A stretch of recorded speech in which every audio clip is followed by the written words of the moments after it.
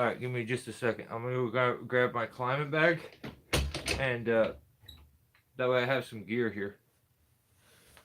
You guys hang out with Chainsaw Man.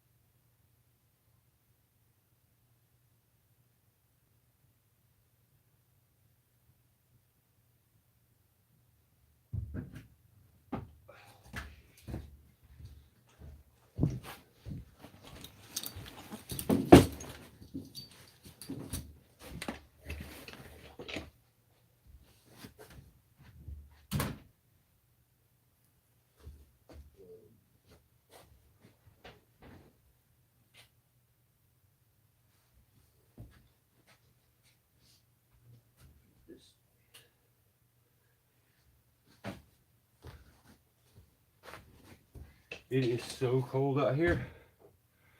My bad. Sorry for being so late. I'm freezing. I didn't think it was this cold out here. I would have started a fire. I haven't started the fire so far this year, so.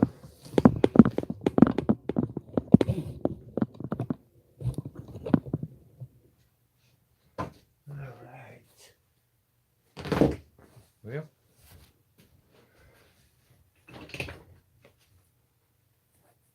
Oh. Problem is, I know if I take it out and set it somewhere, I won't remember it and take it inside. Okay. What's up, guys? How is everybody? James here, Billy's here, Dan's here. Cool. Oh, right on. Well, kind of have an all over the place one here. How was everybody's Thanksgiving?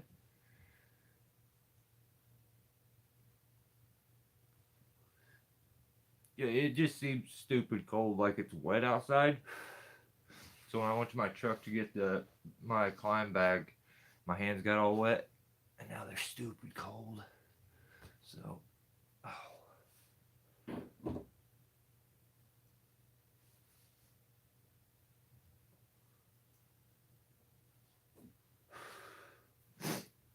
I did probably one of the gnarliest trees I've ever done. I think I have a little clip of it on my Instagram. Maybe I should post that like as a YouTube short after I fell the log and stuff. So, what's going on, Peter? Yeah, so this was insane. Apparently, multiple tree companies showed up and turned it down because of the terrain was just like straight up and down. They couldn't get bucket trucks to it. So a couple of those companies said, well, I know a really good climber. He's probably the best around. And they would call that climber and he would show up. And both of them said no.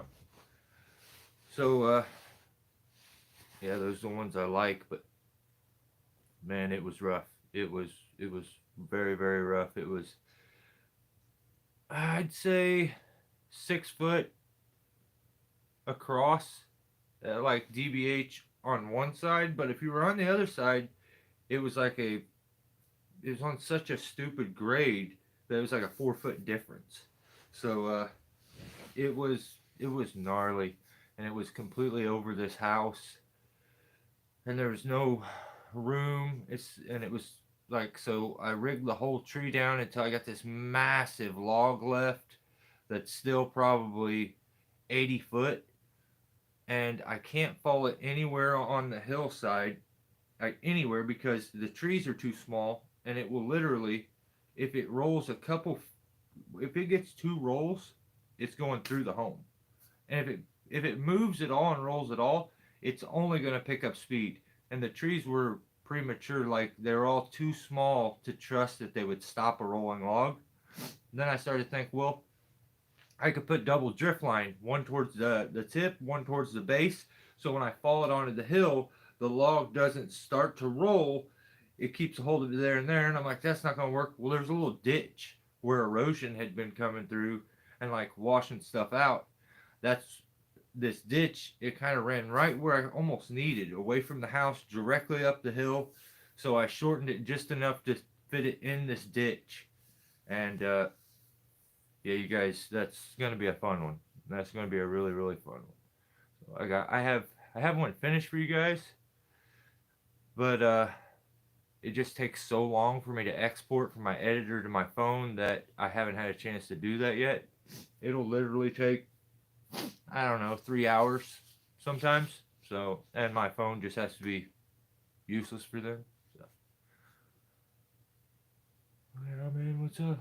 Not a whole lot, Peter. Just gonna go into the news for the week. I think I have a few demo kind of things that I wanted to talk about, and yeah, I want to get into the story for the thumbnail too, and then that's gonna lead into my personal story. So I'm trying to think, how do we do this? Do we go? Let's do demonstration stuff. So we'll do news, which will lead into that, and then we'll jump over and we'll do the purpose of the thumbnail and everything and the title. We'll get into that, and then it's gonna be a little different.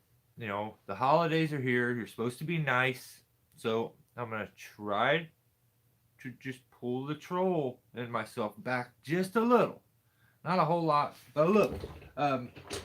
If you don't mind, hit that thumb button. That kind of helps me out and makes spending all this time worth it sometimes. But yeah, hey James, I just look at it like I've met my quota for the month.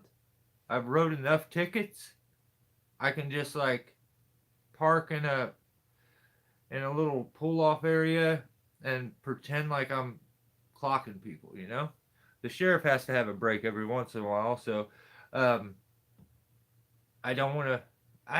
This time of year, people get like, you know, seasonal depression and stuff, and like yeah, check it out. That's awesome on my thumb. It's just all up in the shot. I don't want to add to nobody's depression. Like I ain't ever trying to do that. So I'm gonna try to be a bit nicer, look at things a little different, but we'll see how it goes. Thanks for being here. Yeah, that's the way you gotta look at it every once in a while. You know, I'm on the clock, but I don't have to book anybody right now. Like I can just hit them with a warning, let them go. Don't push me because I'll lock you up instantly. But I figured out the cherry bomb ice splice today. It's the same construction as Tachyon, pretty much. Oh, really? Yeah, it's a really nice Sonai. I love that Sonai. So it's that one and the Tachyon are probably my two favorites. But yeah, I found myself in this tree I was telling you guys about. Our rigging rope was too short, so we would have had to connect ropes, which would have meant Jake would have had to deal with a knot going into the bollard repeatedly. So we almost switched, and I almost used like a climb line, and I'm so glad I didn't. My cousin ended up having a rigging rope. It had a lot of stretch in it, but it looked like a 9/16, and man, we hammered that thing. I had an accident where I got caught in the rigging line and about got ripped off the stem, and I got it on video. It was gnarly. It couldn't have went, if anything, like it went absolutely horrible. Then all of a sudden everything worked in my favor and I snuck out of it without actually getting like seriously hurt or worse. I got somehow clipped into the rigging. I cut a big top off and it flew by me because it was really close. Everything was all mashed up against me. I cut the top and it goes by me, and somehow my chainsaw lanyard ends up clipped into the tagline. So then it rips me, like, as I see it go by me, I'm thinking I'm good. I turn, and all of a sudden it whips my whole body around and starts to yank me into my, like, against my lanyard, and it's like pulling crazy hard. And somehow I managed to pull that in, hold my saw, pull the top back to me somehow, and then hold this with the same hand as the saw and get back there, and I unclipped it. And the recoil lanyard, it having that coil to it helped because I could like get an extra little stretch out of it. But man, it was so scary. I unclipped the carabiner off my back, and I realized as I unclip it and let it go, it has to pass through a Petzl carabiner. I don't know how it worked. This carabiner went through the other one, and I ended up being out of it. And I was like, no way. I had just started. As I got up to the top, I started thinking, man, what if. Okay, I'm just going to be straight with you. I have. I feel like I'm a very mentally strong person. But as you get older, you have these weird times where you start to spaz out and you're like, I can't do something. Like, I shouldn't say as you get old. As I get older, I've had these to where I start to spaz out and I start to almost have like a nervous breakdown. And it's over really stupid stuff. Like, one time this summer, I needed to get up into my attic. As I went to go get into my attic, it was so hot up there that I felt like I was going to pass out. And as I was climbing to my air conditioning unit, I felt like everything was closing in on me, and I started getting dizzy. And I quickly climbed out and got back out of it. And I'm like, I can do anything. Like, I just have to control my mind right now. It's not that bad. And I attempted it multiple times. I couldn't do it. And it's the first thing in my life that's been like that. And I've done some of the scariest trees you'll ever see. And I just couldn't do that. And that's the first thing. So it's always now, for some reason, in the back of my head, what if something happens like that today? And I thought about it right before I went back up this tree on the second day. I had a bunch of huge wood and shit to rig out. And as I went up, I almost had a nervous break. Like, you ain't ready for this today. And like my head, I don't, I don't know. I don't know if other people have that same issue, but I was in my own head completely. And I'm like, dude, I can't, this can't happen right now. I have to control this. There's no way. And I just can't get it out of my head that I couldn't do that day. And I wonder if it ever happens to me in other areas to where I can't do something. And that worries me. And I'm a worrier. So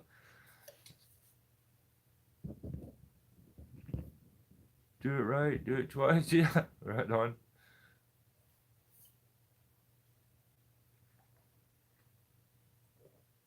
You too, Stone. You too.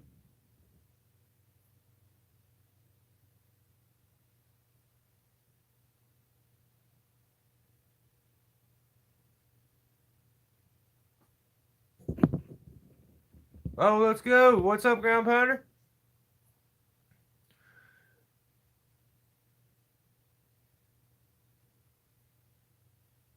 Okay. All right. So let's get into the news. What is this? Episode 36? All right. I told you I'm pulling back on being such a troll. It's the holiday season. I should be nice. So the first channel I'm going to talk to you guys about, and I think you should go check it out if you have not checked this channel out, and that is JLM Tree Service. Seems like a country boy who is just doing his thing and enjoying his job.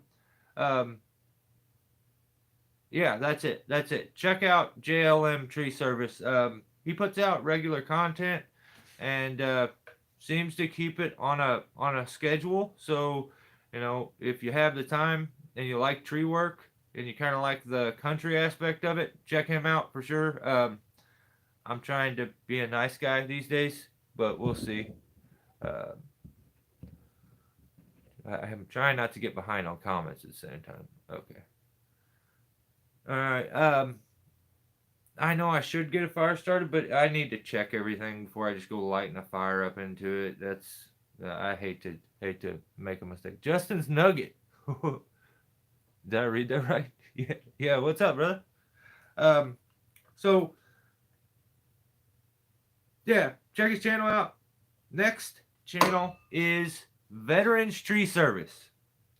And here's where our demonstration comes in. Um, Now, in his video, it was called The Safest Way to Cut a Cracked Tree. And he says the gree isn't good for grapple hooks. And I'll explain why he would say something like that, but it's cold out here. I have to drink my hot coffee. Stay warm. Let me grab this. Oh my god. Okay. Alright, so first, what we need, we're setting ourselves up a grapple hook setup. So,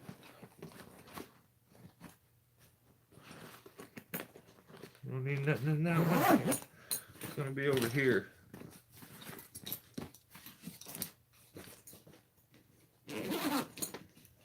Okay, so here's our tool that we're focusing on. The gree. And is it a good tool for trying to traverse? And his reasoning for this not being a good tool. What's going on, everybody? JC, what's up? Go take a nap. Yeah, well. Alright, so his reasoning for it is because of the way the rope comes out. It actually comes out, it goes down and up. So he's like, you can't use this with a foot ascender because I'll explain to you with a foot ascender why it ends up being a lot better when you're trying to traverse. So here's the tools I think you should use. A hand ascender. Always have one of those. Here's my other hand ascender. It's set up as a spike ascender. So all I do is pop these little hooks out, fold them in, pop them out, and I take this part right here. You can see where it rubs all the time. And I hook this up underneath the spike. And then I take these straps and hook it up on the pad. And there you have a spike ascender then. It's really quick and easy to set up. And I can still use this as a hand ascender if I need to. But luckily I have more than one, so I can just switch over and use this other one. Like what we're going to do here. So you technically, I'm not even going to use, do I have one close? I'm not even going to use a pulley. Yeah, I am. There's one. Okay. So,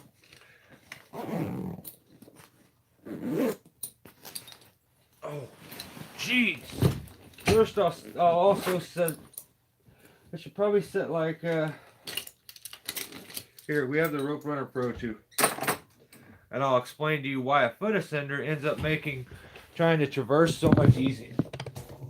So, back there.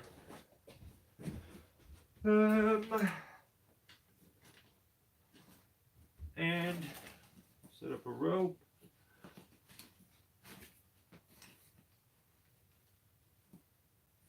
Yeah, if you guys don't mind, you can hit that thumb button or donate all your savings to me. I want all your money. Or we can just compromise and you can like or dislike the video. We'll do that. I want all your money, or you have to at least tell me if you liked it or didn't like it. I think that's fair. Okay, so I guess I can show you guys also, since we're doing all this, we're this deep into it, I might as well show you my grapple hook setup, which some of you have probably already seen it. But so here is my grapple hook. I made this one.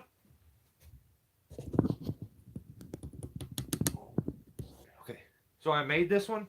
Used to have a little gate thing right here, and this is for smaller limbs. So with a grapple hook, usually set like this, or this one the way it's set up. If you don't have one with a sewn eye, I usually just take it and tie it on. So I don't use this a whole bunch because it's just a lot of times I'll just swing to the spot if I need and then retie in or have a secondary tie in. But a grapple hook is nice. I actually wish I got, because you can see how tight this thing is, how small it is. I wish I had that notch one. It's really nice. Um, so what you would do is you would throw to a spot to hook up. Do I have? Let me see if I have a. Damn, I don't really have one. Normally I have a. I have a vise that I can clip on over there, and we can use that for a tie-in point. I think I'm using it right here. Here, let's do this. I have to hook this to this board because you would think I would have spots for ropes and stuff in here by now. I've done what feels like 1,000 live feeds out of here. Okay. At least have to set that up. Because if I don't, I end up getting hit in the head with the rope when I do these, and I look like a knucklehead and stuff. So, alright. So, I chucked it. Oh, you check it out. It landed perfectly in that C-clamp. Isn't that wild? So, you would set up your Rope Runner Pro. And normally with this setup, you're tied in over here, and you're trying to get over here. If you're hooked up with your Rope Runner Pro, it's SRT. With a foot ascender, you could clip onto your foot, and as you push and step and use your body weight, it'll pull you up the rope. Then you'll step again and pull yourself up the rope. So the only option that's different than that is you have to use your upper body. So that's why most guys prefer, if they're having a traverse, it makes it much easier with a foot ascender. So I'm pretty sure you guys understand that. I don't have to like put the foot ascender on, do I? To explain, like, if I was hooked up with this and it was on the system here,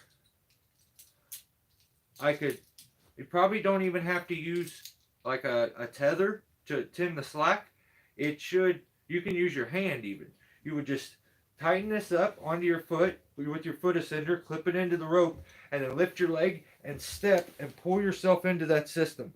And just repeatedly do that, and letting a little bit out of this one to get over to your next spot. So his problem with the gree is that you can't do that. And that's not true. You can't. So unlike the Rope Runner Pro, this hooks up in like 2 seconds. So I will hook this one to the line and do the whole thing. Even with freezing cold hands. So now we're hooked in with the gree. Here's the problem with it. 2-10 slack, you're pushing upward. Okay? So the problem is you couldn't like put it onto a foot ascender because now it's pulling up and you have to keep pressure into it for this cam to stay loaded for it to lock in and hold you. So it defeats the purpose. So in this case, what you would do, try to keep this tight. Yeah. So what you would do is you would use a hand ascender, which is going to give you a spot to grab. You could use some of your upper body and pull yourself in now. Much easier than you could do by grabbing the rope.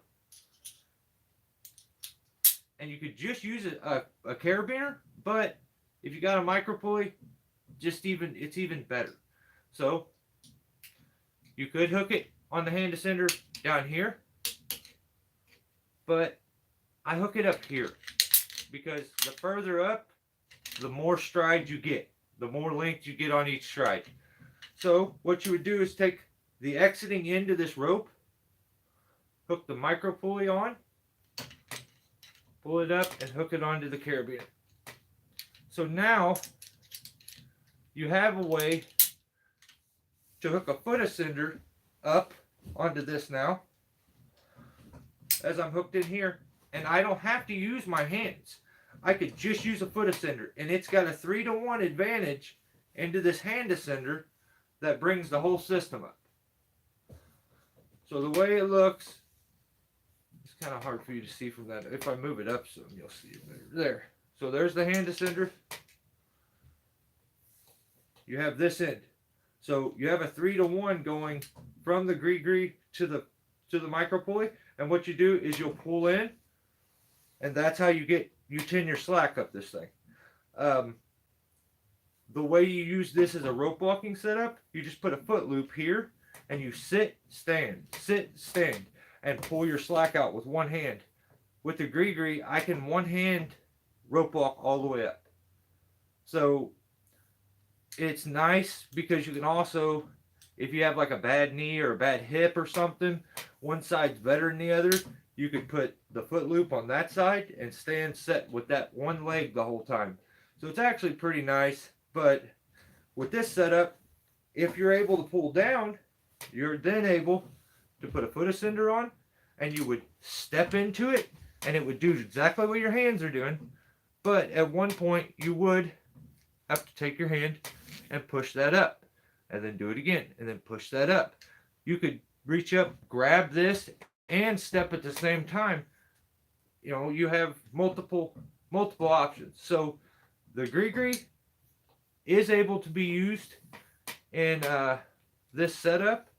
You just need to know how to set that simple 3-to-1 up right there, and you end up with this. So this end would be the end you would hook. This is also really nice for rope walking on any setup because you actually have the exiting end. Sometimes I'll clip it onto a carabiner here, and then I'm really able to come back in off of limb walks or work my way out of limb walk. And then when I'm way out here like this and hook like way out on a limb walk, it's very simple as I come in to tend all the slack with a single hand, with one hand, and I could have the other one balancing myself, whatever I need to do. But this setup is really, really nice. This little 3-to-1 setup with the hand ascender for any climbing setup when you're doing limb walks, because the ability to easily pull yourself in with the mechanical advantage here is just super, super nice. And it puts everything, like, it aligns everything real nice. So whichever hand is your dominant one that's, you know, working your way to it, you could go across the body if you needed and use the other hand. Keep this hand up towards, I mean, I don't know. I know how I use it. That's how I use it. And I think it would work for pretty much anybody. So, yeah, the 3-to-1 is the ticket though. So this setup, same thing. You could use this on the zigzag with the wrench, the chicane. You can use this same setup right here for pretty much anything. The Petzl rig. You could use this same setup for DRT with the zigzag. It's just DRT, it's just not as effective. You are now moving 2 spans of rope, so you're not going to move the fastest with this setup because of this. It's very similar to if you're using a moving rope system, DRT, you're having to use move double the rope right there. But, yeah. Actually, no, you're not. No, the more I think of it, you're not moving double the rope. Yeah, it's still the same. So that's crazy because you are doubling the line, but you're still getting the advantages of SRT, but running it in a moving rope system. That's weird. I've never really thought about that until like right now. Bri loves Jesus. What's up? How are you? So yeah, that was my little demo on how to use the gree for traversing. That same setup can be used for rope walking up with it's not technically rope walking, it's more of a sit stand, but yeah, it's probably the least strenuous on the body of any kind of rope walking, unless you're using a Raptor or something that takes you up the line. But this little setup where you're hooked up and the carabiner goes in, if you have a hand ascender that has trouble and it kicks out sometimes, this will keep it from being able to get off the line. Like, you won't lose it. It actually locks it in. So, and also, you don't have to have that micro pulley. You could take this and go straight to the carabiner and still get a 3-to-1 because it's, because of the rope. The problem is it's not going to give you as much action in this 3-to-1 as a micro pulley would here. Tanaz, what up? How are you? But yeah, that's it on that. I don't want to bore you guys with too much of that, but I do appreciate you guys keeping the comments rolling. Yeah, and the thumbs. Yeah, because no one gave me all their. I see no one gave me all their money, so there should be way more thumbs. I told you, either you have to give me all your money, or you have to tell me you like this video or you did not like this video. And we'll call it even. That's fair.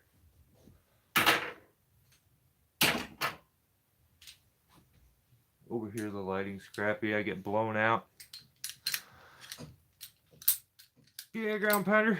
I do like doing this kind of stuff. This reminds me of the good old days of doing these live feeds. This is what it was originally, wasn't it? It was nothing but me showing weird little tricks and trying to think up some technique to talk about.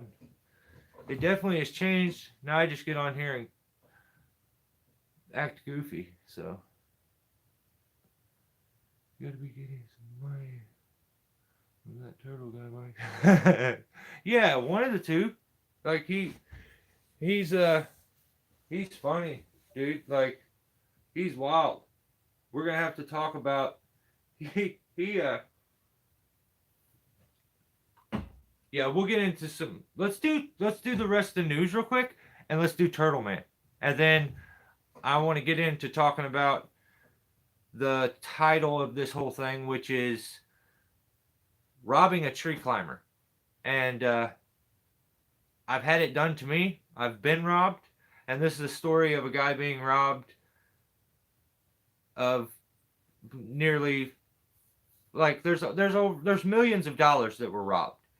And this particular feller, I think 200, maybe 250,000 to him and 250,000 to his buddy. So yeah, us tree guys aren't special. We'll get robbed just like the next person. The issue is how hard it is to do the job, the dangers that you deal with doing the job, and to be robbed is absolutely insane. So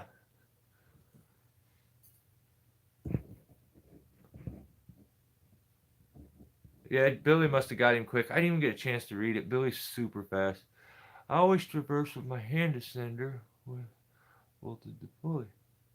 I never tried with the foot ascender. Yeah, Peter, it's really, really, really nice because you get to use your lower body and you can actually like keep yourself in the line, like keep yourself straight and actually like let this one out a little more comfortably, because usually you're letting one line out as you're taking in line on another. It's really nice to have the foot ascender. But yeah, I think when I originally did it, Peter, that's the same way with me. I was more of a hand ascender upper body kind of guy when I traversed, but then I realized, oh wow, yeah, this is a major advantage to be able to put the foot ascender in. It makes things really nice. I heat my pickup. What's the heater cool? No, I'm guessing it's my water pump cheap fixing. Well, let's hope so, John. Yeah, you gotta get you some heat in that sucker, brother. It's been cold. That's why I think I'm gonna like hermit up a bit in the house for a few and not get out. I have some things I could get into. It's just it's just stupid cold. It's unnecessary. My buddy just had 2 saws and 2 blowers stolen out of the cab of his truck. That's disgusting. Like it's so hard. I feel for, like, I have respect for any man that goes out there and will earn his money off the sweat of his brow and get his hands blistered up and,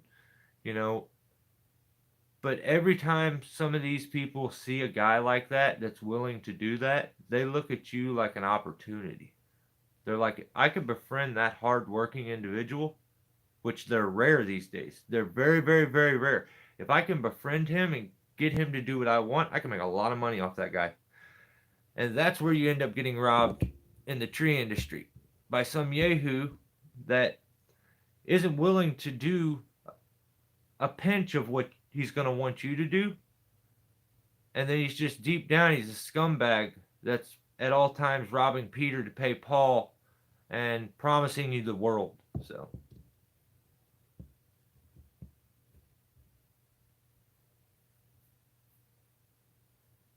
I never got to working on that tree yet.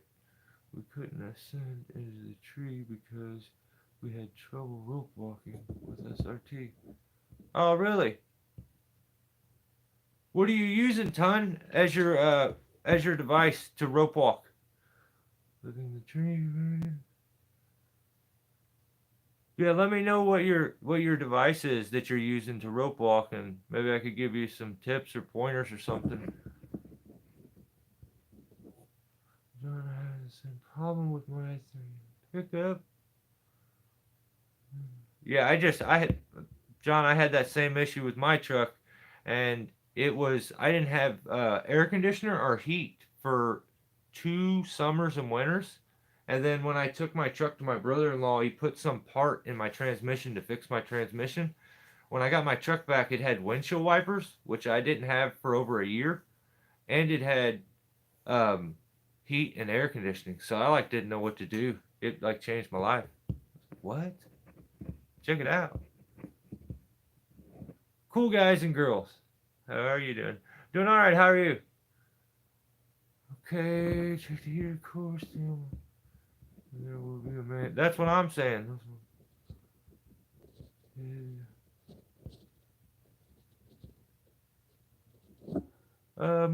Happened down to okay, man. Change out the thermostat. Feel okay, easy. That's okay. So we want to Veterans Tree Service. Next is Brandon, right here in the comments. Brandon is awesome. What's going on, John? John Blevins. Yeah, Blevins, I believe. So, Brandon, his channel is called Brandon Rusty's Tree Care, and the video is No Room for Failure. Brandon's just a very good tree climber in general. Does really good capturing what he's doing for the videos. I think a lot of times it's really hard as the climber to capture everything that's going on and get it to go into a video and make sense. You could slap it on your helmet and just blah blah blah blah blah and miss a ton of stuff and not capture. So it takes a lot of work to be able to put a video together. So these are the months where I'm going to just respect the fact that anyone puts, just like I do those guys that go out and do this kind of work, I respect anybody that puts the time together to try to make a video. It aggravates me that YouTube makes YouTube shorts so easy to make, because I see channels that blow up and they just do nothing but make a couple shorts. That stuff blows my mind. I'm like, what? But yeah. There's a ton of content out there. Go check out Brandon's videos. Next would be Seattle Tree Care. They did another really big project for their city. They had to wait for, I think the team was the Huskies. So Seattle Huskies, I don't know. That's college football or whatever it is. But they had to wait for them to have an away game. So work because it's apparently right next to the stadium. The traffic would be ridiculous and stuff. So they did that in their most recent videos. My guy Greg Brown just made one of the coolest welding carts. Greg is just a straight G. Bottom line, cooler than the other side of the pillow. The coolest thing since sliced bread is Greg Brown. He's just going to be that until the day that I'm not walking this earth, as far as I'm concerned. Greg is just a great dude. And I feel like he's the type of guy, he could do anything or make anything. He's that guy. So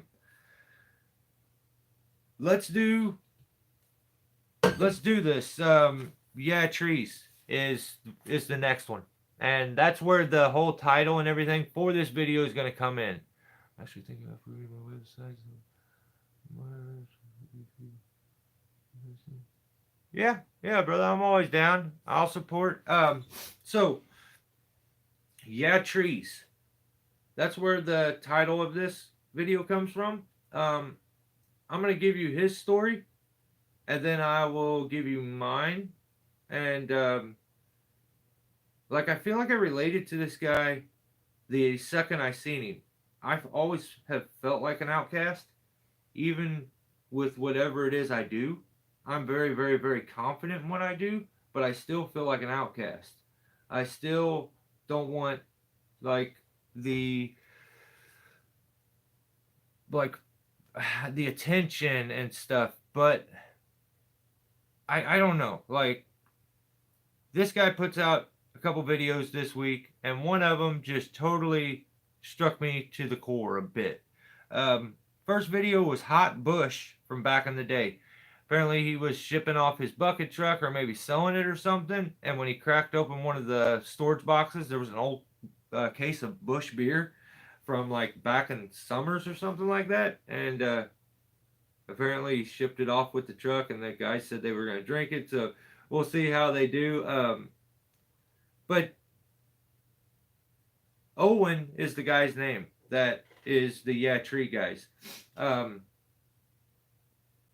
think he's a good guy. I mean, I wouldn't like. I'm not gonna. I've never met him. I don't know him personally. I respect him as the tree guy I know him as. I've only seen what he can do.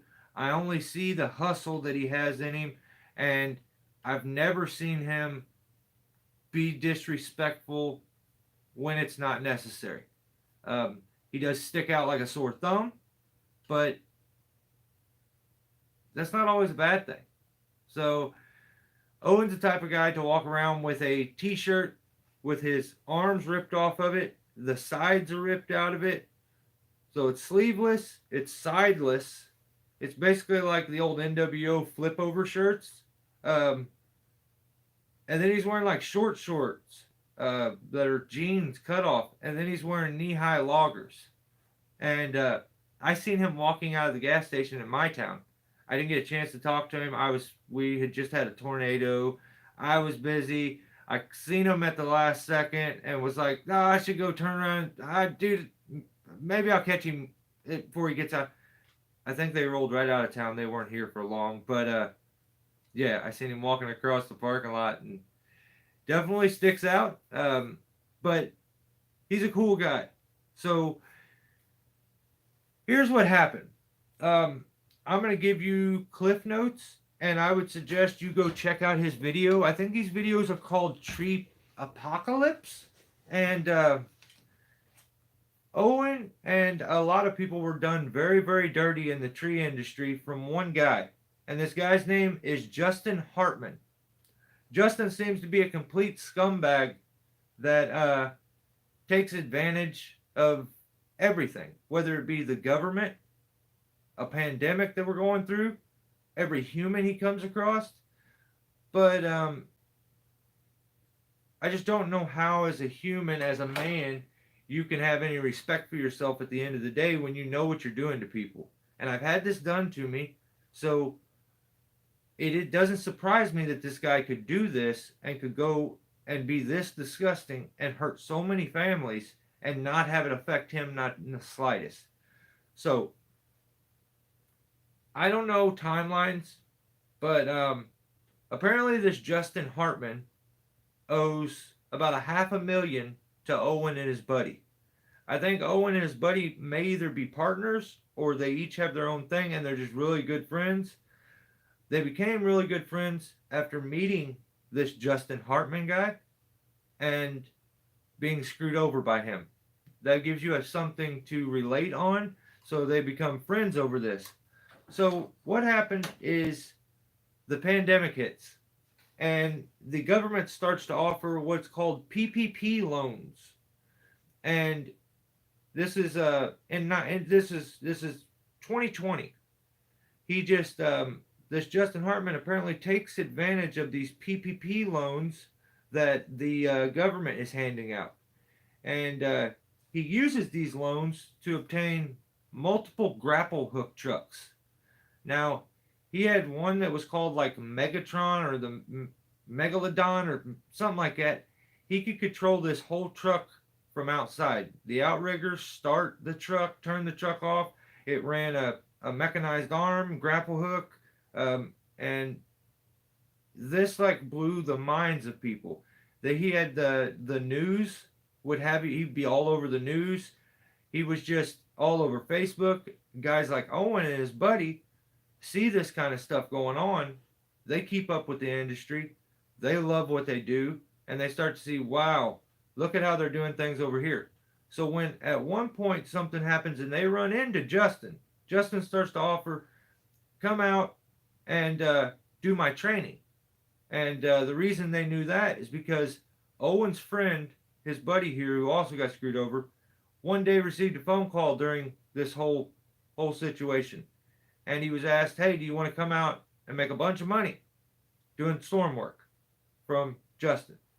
So Justin brings all these contract climbers, all these crane operators out, and promises them large sums of money, and he's going to get all this, and they're going to do insurance jobs. So they would storm chase. So Justin's plan at the time is, I'm gonna do this thing called an AOB, and the AOB document is the assignment of benefits. What that does is that allows him to directly bill the insurance companies. Okay, so what he's doing is he's going out where they're doing these jobs, and he's billing these insurance companies for $150,000 for a job, $120,000 for a job. Crazy amounts of money. While he's doing these, he's promising these other operators large sums of money, a lot of money. And he is keeping them working so crazy much that I think these guys lose track of even what's going on. They're not eating, they're not sleeping, they're working all day, every day. And that starts to wear on you. I don't care who you are. So it starts out, and he's promising them all the world. They have all this machinery, and at first the amazement of all this machinery probably keeps you enticed. So you continue to work.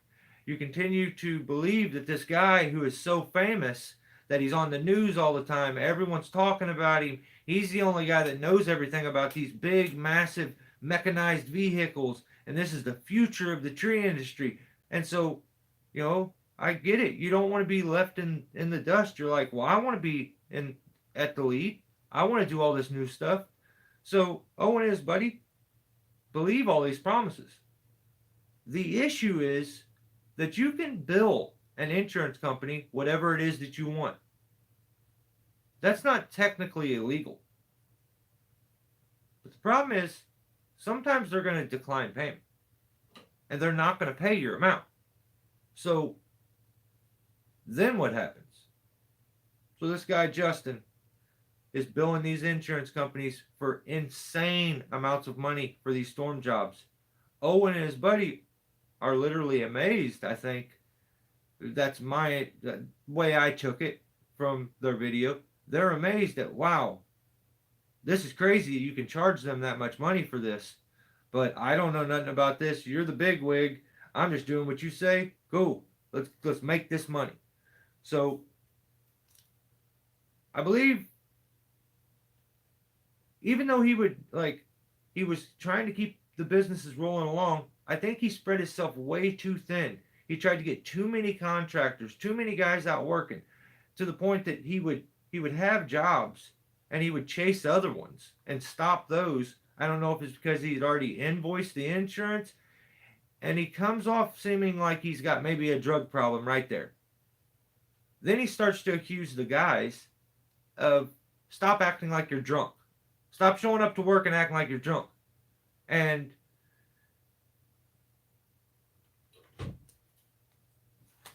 trees do the same. Let me see. Let's see.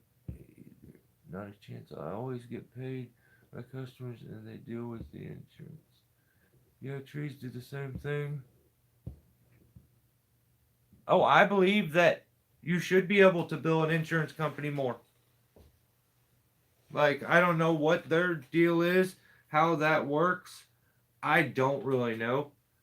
They may be doing the same shit, and in those cases, if you're overbilling, you're gonna run into these insurance companies or like run into disclaimer on your claim. So you're not always gonna get paid. There's where your issue lies. You can ask for it and say that you deserve it, but doesn't mean you're gonna get it. Um, Always. So even though there were these ones that were not paying, these insurance companies that weren't paying, Justin was being paid by other companies. Other insurance payments were coming in. These jobs they were doing were insane jobs, big, large money jobs. And the checks that these guys were getting would get a little smaller. They get a little smaller. They get a little smaller. Then they just stop coming in. People like that is the reason insurance is so high. Absolutely. Yeah, I mean, and there's a karma thing there that like there's no reason that something should be wrong in your eyes when someone does it, but it becomes right when you do it. That means there's a little something wrong with you. So I mean, that's my opinion on that little thing there.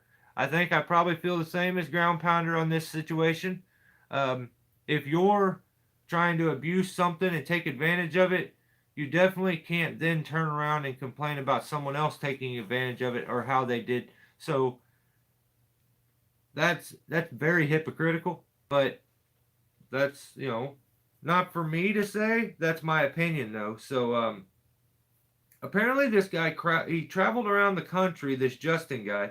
He travels around the country and he was asking tree companies to give him their emergency work because he has an AOB, which allows him to directly bill the insurance companies. Even though it wasn't technically legal, he would promise operators and local partners a large sum of money on these claims. The problem is that the insurance companies would dispute and not pay.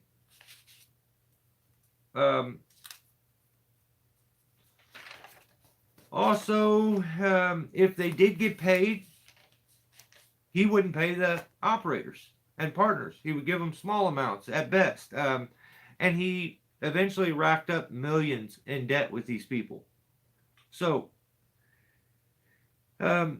he would almost like, that's what I'm telling you. When a guy sees that you're a hard worker, that will give, like, I'm a type of guy that you put me in an area and I'm going to grind.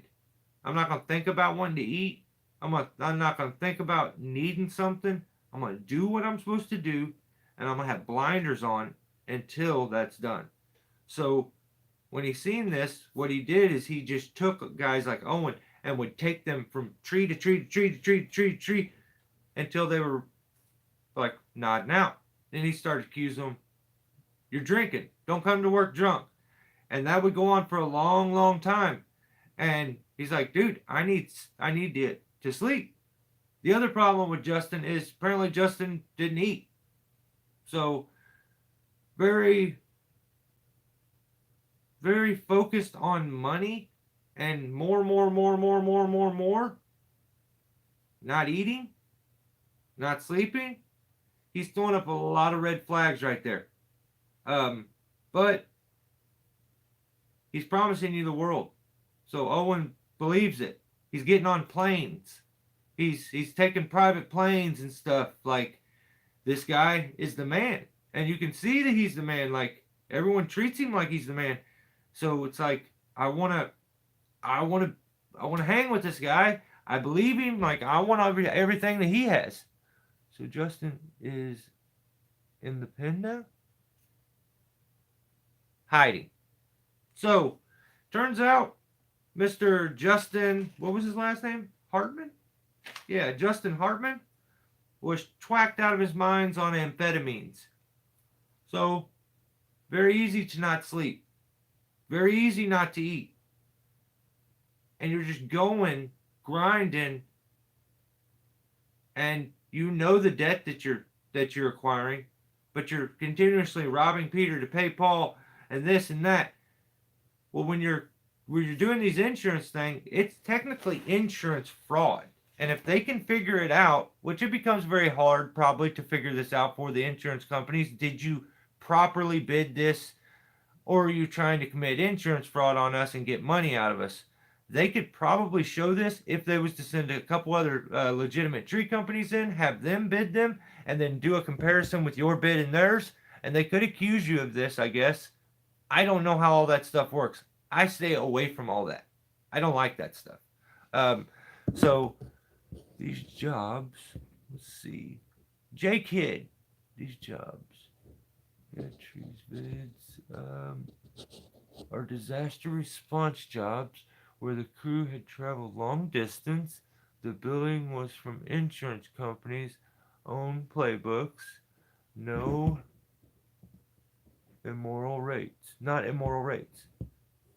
Yeah, I mean, and the thing is, they know more about this shit than me. So I know that when a natural disaster happens, they do a certain amount of money for this specific natural disaster, and when it's like, and you know what certain insurance is allowed to, if you're into that game. I'm absolutely not, J Kid, so I couldn't tell you anything that you probably don't already know. I'm just going off what I see on Yeah Trees' video. Apparently, this is a much bigger deal than just Yeah Trees being involved, because apparently the feds are calling a lot of people looking for Mr. Justin, and I don't know. I don't know what that's about. I just know that I've dealt with this kind of stuff too. Yeah, Billy, he's grinding to try to support a drug habit. I get all of this. So if the insurance allows certain things, for sure. Storm work with travel is certainly worth more. 100%.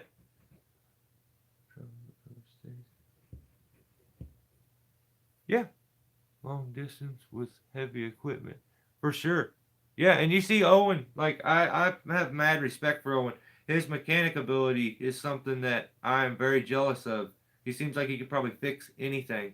Um, so I dig that, and he's always showing that. Like, something happens on the way, he fixes it, and it's like respect, man, because I don't got it like that. But so yeah, it turns out the guy running the whole operation twacked out of his mind. Then payments start to come up and be due, and I believe they start to repossess things. The methadone, that's what it should have been called. Um, the big machine he had that he could control, and he got on the news because he had it. The future of tree work. Well, they came, showed up, and they had to take that. Like, payments came up, and they repossessed the entire crane off of the truck. The only thing left is a frame. Then they start coming to pick up the other cranes and stuff. By this time, Owen and his buddy have already quit. They realized what was going on. They cut their losses, and they got out of there. They weren't receiving any money. They were getting basically strung along. So then you see, yeah, that works, doesn't it? So then Owen's buddy very smartly decides, you know what I'm going to do, because he sees on Facebook Justin's selling the vehicles. Actually, he's offering to lease the crane trucks and the mech trucks out for $8,000 a week or something. Yeah, it's like $8,000 a week, and he'll lease you the truck. So Owen's buddy, who at this point is owed $250 more than $250,000, says, "Let me get that crane." He calls Justin. He says, "Let me get that crane, and we can start to work some of this debt down that you owe me." Justin says, "Okay, cool, yeah, come get it." So he goes and gets it. So when he gets the lift, or gets the crane, gets it back, he calls the company who's maybe the maker of the crane, and to ask them details about the crane. And they said, he says, do you know anything on this? They said, yeah, there's payments past due. We need our crane. Why do you have it? Why does this guy not have it? He says, well, I guess he explains it to him. And he hand delivers this. Tells you, seems like a pretty good guy to me. Hand delivers this thing to the company and gives them their crane back. Goes back home, calls Justin up, says, dude, the crane I got from you, I had to go take it in. They said that they needed their crane basically, and I don't have nothing now. And Justin says, well, I got another one. Come get it. He says, okay. So he runs back up there. Apparently somewhere along this line here, he crosses paths with Owen again. Owen's doing storm work. He says, hey, when I head back out of Louisiana, you want to go play, go do some more tree work? He says, yeah, let's get her done. And but at the time he doesn't even have a truck, and Owen's like, sure, dude, yeah. Well, apparently he goes, gets another truck, hollers at Owen, and they've been locked up doing their thing since. And apparently the feds have been calling all around, and Justin Hartman is nowhere to be found. The problem with the whole situation is people would tell the employees to wait, and they would get paid. If you'll just wait, you'll get your money, I'm telling you. Never happened. The owner's buddy. No. Okay. Owen's buddy. Okay. I told you guys that he got a crane after leaving. Okay. Okay. So Owen actually ended up hanging around a little longer than Owen's buddy did. He left before, and Owen hung around just on a hope and a prayer. You know, he's like, it was a gamble. I knew things weren't right, but I should have seen the signs and left sooner, but I didn't. I was hoping that there was a pot of gold at the end of the rainbow. So he hung around, ended up getting used for quite a while longer. He was, Owen seems like maybe he's a dreamer, that the chance of a pot of gold being there is enough to keep him on the line. And because of that, he ended up being used even more. And then Justin Hartman disappeared and has yet to be seen. Apparently he made a mistake when talking to somebody one day and left his location on, and it said that he was 15 miles off the Florida coast. And I don't know. You would have to be living in a houseboat or something for that to be the case. So that is a story from Yeah Trees and the whole situation that they're going on with, where tree climbers and tree guys were robbed of millions of dollars. And I think everybody should go over and check that video out. Yeah Trees is spelled just like it sounds, YEAH, trees. They are beyond entertaining. I really like them, and I relate to them being done so dirty. So, uncommon to be the 15th off coast. Yeah, I mean, yeah, that's not that strange, is it? I mean, on a little island somewhere. So why does that story relate to me? Why do I relate to that story so much? Let me give you guys my background. I come up. I'm born into. My dad does tree work. Raises me and my brother as a tree guy. I learned how to run a saw at a very, very, very, very young age. I dragged brush at a very young age. I was loading trucks with mulch I did everything very, very young. It's what my dad did. I thought he was the coolest guy walking the face of this earth, and I just wanted to do anything he was doing as I grew up. So I learned how to do everything very quickly. Now I have a younger brother who's 4 years younger than me. So we both would learn these things and develop the tricks of the trade and learn from my dad. My dad's very old school. He is very... They are good dudes. They seem like good dudes, log jamming? Oh, log jamming. I see it now. Yeah, they seem like good fellers. They seem pretty harmless, like just downright good people. I think. I think on first appearance sometimes they get a bad rep, but and I think he's a bit quirky at times, which makes him come off as a druggie to people, which I hate. I mean, I'm a skinny guy. Instantly, I'm on drugs. Like, I get that stuff from people. There's nothing I can do about it. I would love to be able to change that kind of stuff, but sometimes you deal with what the cards are dealt. And I'm weird and I'm skinny, so those insecure people that just hate and they just instantly the first thing comes out of them is hate are gonna go that way. Um, my opinion, they seem like pretty good fellers, but you know, like I said, I have a younger brother, and we start to get older, we start to help and make a living, doing this kind of stuff. Now, at the same time, I have my younger brother. We're learning about the same rate. Um, then we become, and we get into our mid to late. Well, I get into my mid to late teens, and me and my brother are both taking advantage of the fact that Dad has this, and he's set it up, and all you gotta do is learn everything and get into it.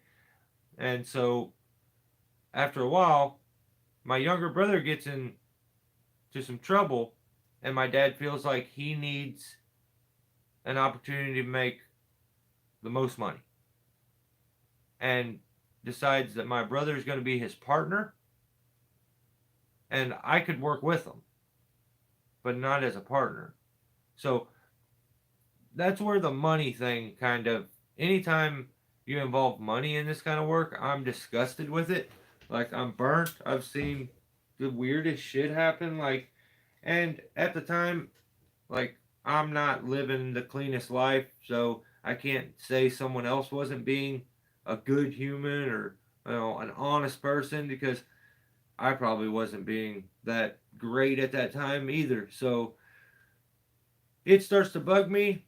So I work at becoming good at climbing. I would have promises where, hey, we're going to split this three ways. But then bills would come up, and when it come time to get paid, I would be treated like an employee. I would be treated like an employee to the point that I'm like, I'm not doing this no more. I don't want to do this. This is no longer fun to me. I'm out. I'm backing out. So I go get myself a job doing plastic work at a plastic molding company. And I ended up making the rides at Disney World, the Small World ride, the Pirates of the Caribbean. I made, one year, I was the one that helped make all the seats for the Rose Bowl. I make those little tube plastic things that go down over the poles at like McDonald's or Anheuser-Busch. Um, we made all kinds of stuff, like all kinds of stuff. We made these things that are called boat floats. And if you've ever been to Disney World or Disneyland, they have like an orchestra that's out on a lake, and it looks like they're setting on the lake. Well, they're actually not. They're on these float things that I used to make, and it's really cool. But I work there. I get laid off, and I'm needing something to do, and so the promises of come over this way, we can be partners. We can do this three ways. And I went back, didn't happen again. And then I had an uncle who decided he was going to jump into this kind of work, and he started his own thing. And he would constantly tell my dad how he should let one of us go work for him. One of your boys should come work for me. They should come work for me. They should come work for me. And I'm like, huh, yeah, maybe. Like, I just, I don't know. Maybe I should. And I have this loyalty to me that is a flaw sometimes. It's a very bad flaw, but get in as deep and smart and late.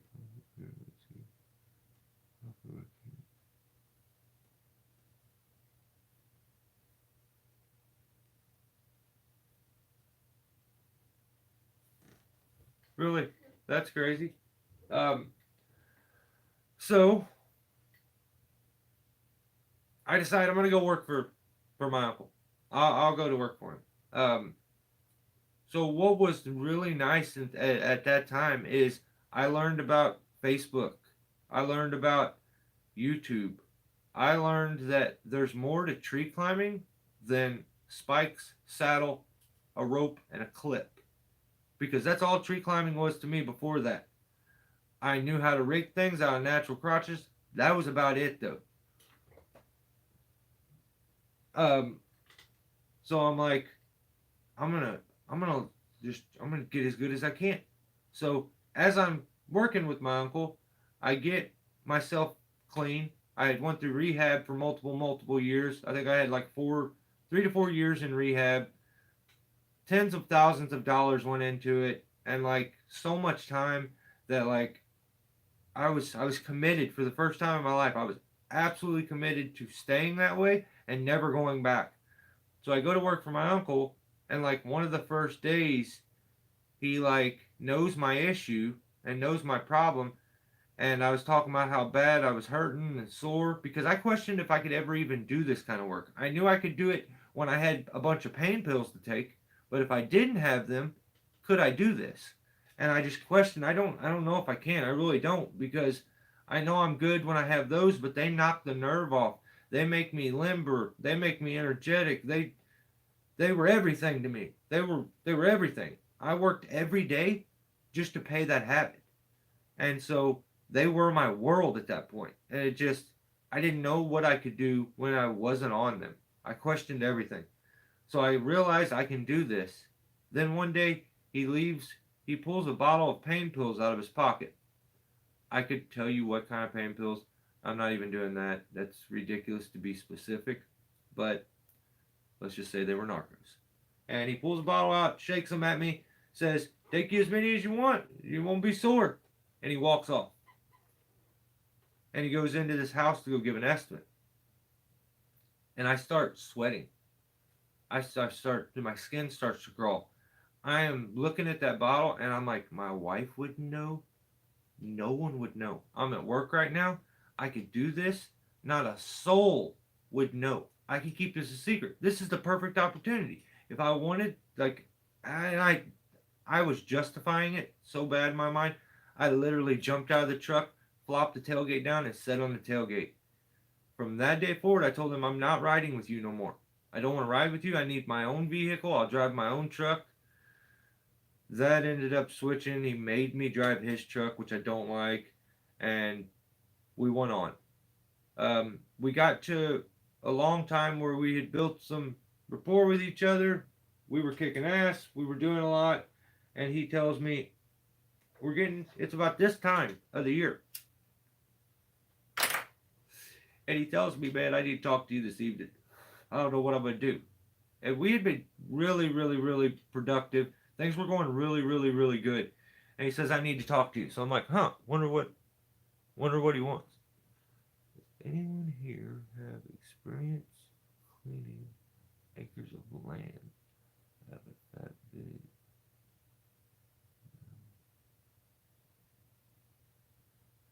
You just need somebody with a dozer. But so that would be the route I would go, brother. I would be looking crispy.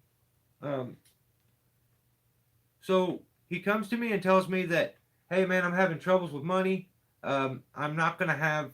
I'm not gonna be able to pay the guys like their money." And I'm like, "What? What are you talking about? How is that possible?"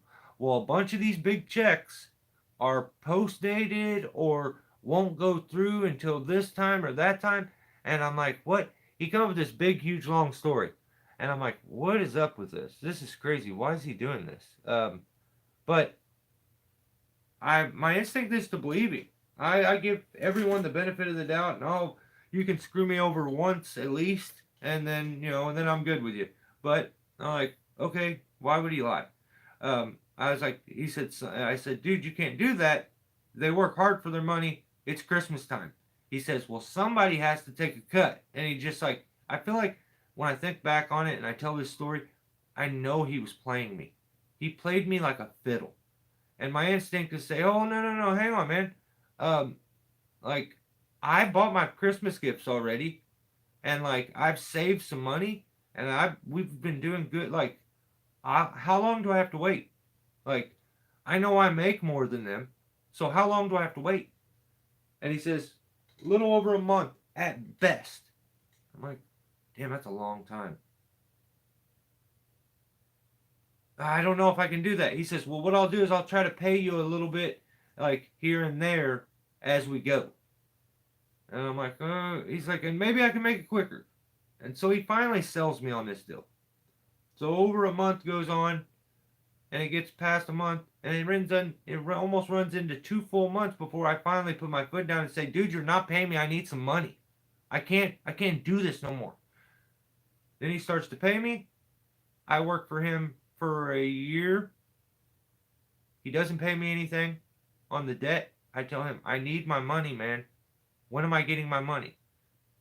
Oh, well, I'll get it to you. What do I, yeah, I'll get it. I'll start making payments, this, that. Never paid me a penny. Then I tell him, he tries to short me on a job. And I told him, dude, I'm done working for you. And he says, well, if you're gonna not work for me, how am I ever supposed to pay you the debt that I owe you if we're not making money? And he's like, and look at all these guys aren't gonna have a job. He played me. And I like helping people. I don't want to make anybody's life hard. I don't care who you are. Even if I don't like you, I don't want to make your life hard. And he played on the fact that I was going to make life hard on a lot of people if I didn't show up to work. And I didn't keep people going. So I came back and I worked for another year and never seen a penny of money. Then he decided he was going to pay me half of what a job was worth. He threw the money at me and said, that's all I can do. I had more expenses than I thought. And I was over it. And I told him, if you don't give me all the money on this job, I'm not tacking nothing on to no bill. I've tacked on more shit over those 2 years. There were multiple times where little bits of money would get tacked on. And it became such an insane sum of money that it sounds crazy. And so, and there would be days where I just felt like I was doing good. I felt good. And I would do things and just tell him, hey, I don't need nothing on that. That's just to help you out. I like helping people. And he played me. So he says, get your stuff out of my truck if that's what you're going to do. And we're done. Well, at this time, he had gotten my cousin with him and my other uncle. And they were working out of a lift and stuff. And they could do some of the stuff that I did.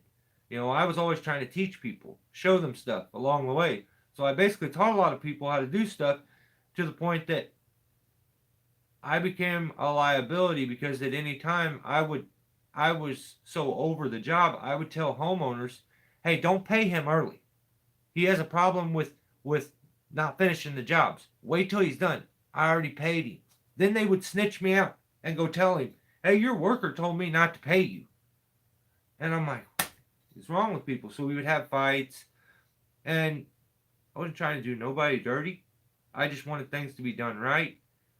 He had these massive overseas loans for like hundreds of thousands of dollars to where every day we woke up, he was having $800 and something taken out of his bank account. Every day we woke up, 5 days a week, $800 would come out every single day out of his bank account. So we weren't making any money until we got over $800 a day. And I paid his loan off before I left, and he renewed it. Right before I left, he renewed it. I thought there at the end, there was about a 2-month period where I knew that the loan finally got paid off, which is mind-blowing that it ever got paid off. I knew it was paid off. I thought I was going to get my money. I gave him 2 more months. I never seen a penny of it. And I'm like, I'm out, man. I've tried. I've done it. I've done everything I can do. I can't do this. So I left. He told me that I'll be begging for my job back. And yeah, that never happened. So now he calls and asks me for favors. And yeah, I just don't take care of those that don't take care of me. So I relate to Owen's story a lot.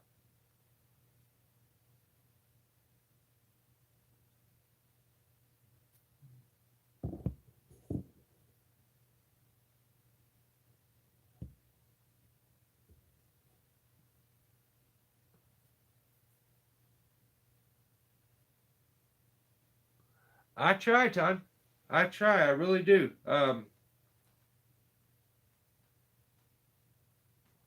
Then recently, when my mom passed, I ran into him at my mom's funeral, and he said, because I was like, I don't want to talk to him. Like, keep him away from me, please. That was the only thing I said. Like, just I don't want to see him. And he kept like looking at me with like puppy dog eyes, feeling all sad. And so I finally talked to him, and he's like, I want to make things right. Never. He's not made anything right. Um, the only way I could ever get anything out of him for the debt is if he runs into something that's so crazy he can't do it. So then he's like, I'll give you this to do the job, and I'll give you this on the money I owe you. And so 99% of the time, what he's offering for me to do the job is a pinch of what it's actually worth. And he thinks the fact that he's giving me something that he owes me on top of it makes it better. Like, I don't know. He's just, I'm not a fan. It's the holiday season. I'm not going to say any more than that. But yeah, that's where I relate. And I've been done dirty like that multiple times. Like, it happens though. But I have a long list of people that need my help, and I will never help them without. That's not necessarily true. I will help you, but I am going to come out smelling like a rose in each and every situation that we put ourselves into. If me and another person that's on my list ever do anything that involves both of us, I'm being catered to so insanely much and getting the upper hand, or we're not doing it. That's just the way life is for me right now. I'm not messing with it. I don't need that headache. So,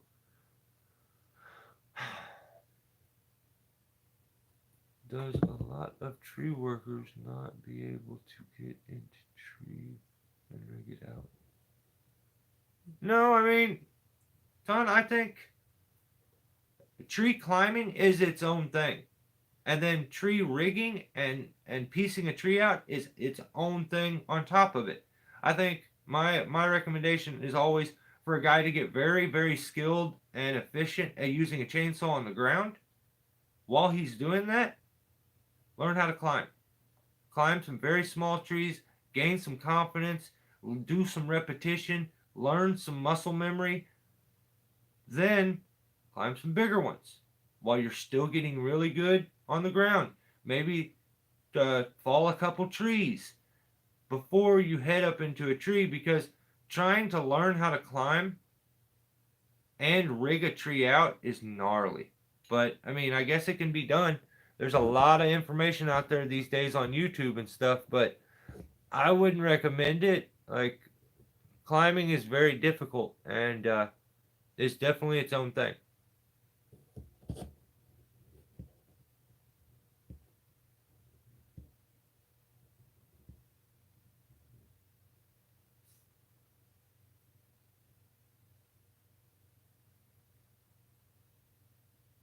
Yes, some tree workers have no. Okay, is that what he meant, Brandon? Okay. Yeah, there's some guys that just like to just be on the ground. Like, that's their thing. Um, a good rope guy is worth his weight in gold. Like, just being skilled at running a rope and running a bollard and stuff. Um, knowing, like, you need a sidekick that helps you if you're up in a tree and you're doing anything that's like complicated. That guy knowing your tendencies is like, and like knowing a step ahead sometimes, it's so valuable. Like, I can't even express how valuable a person like that is. So, and then there's loggers too that are insanely skilled, um, that don't leave the ground most of the time. So, not to mention bucket operators like Ground Pounder's saying.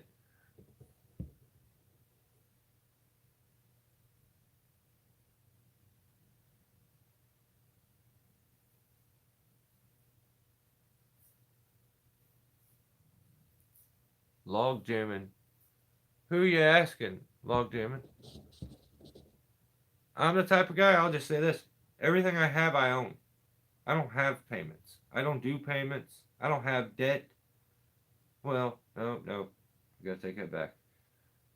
I have a few more house payments to make. Then I have no debt. So, um, I can do without things. And I've done without things my whole life. And, like, as long as my daughter and wife have what they want and they're happy, I can do with very little. Like I can manage with very very very little and be very happy doing it.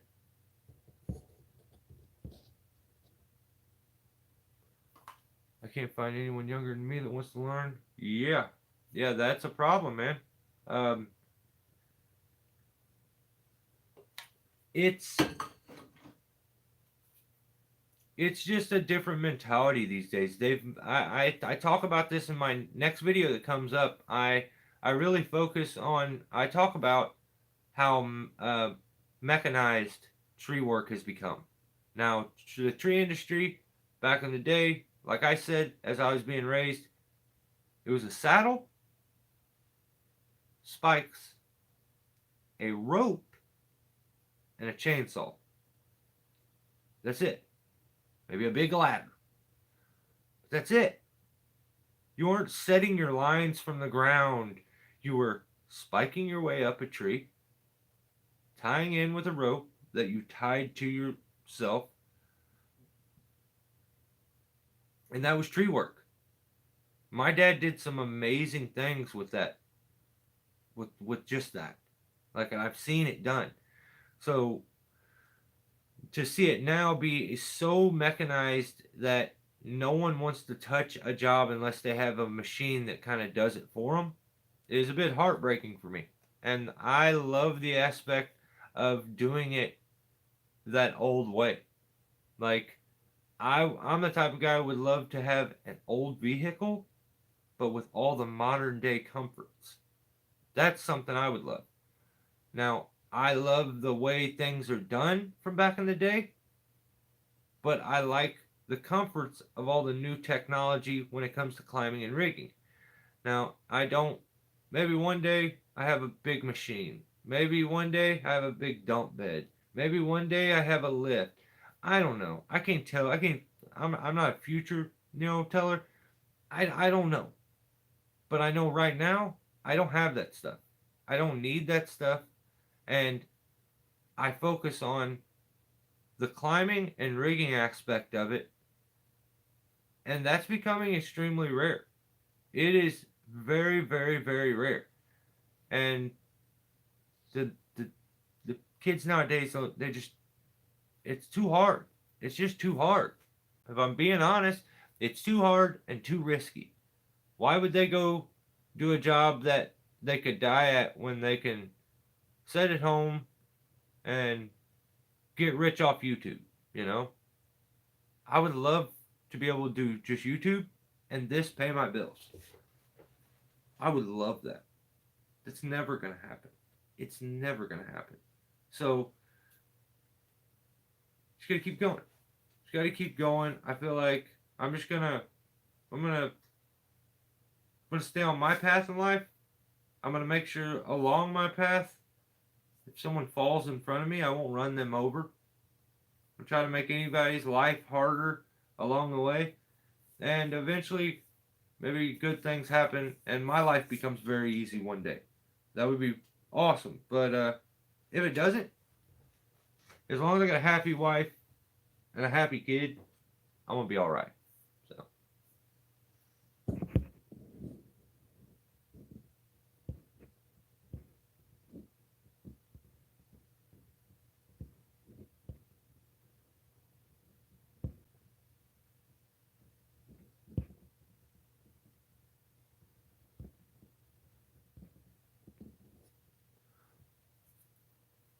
Yeah, I guess ground pounder. I mean,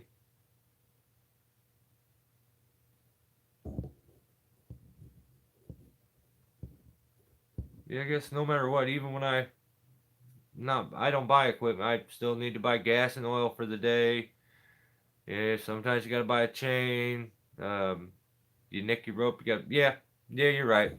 You're right. Even if you're not buying machinery, you take some money to make some money.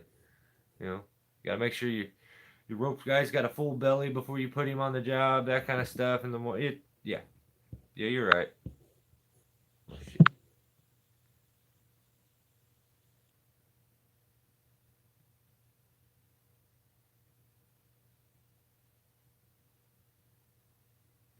Especially.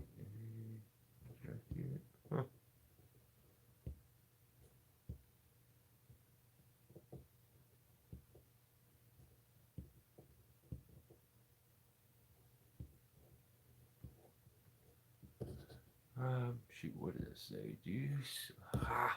My hands are so cold. Do you set most of your rigging points by climbing to the spot and setting it?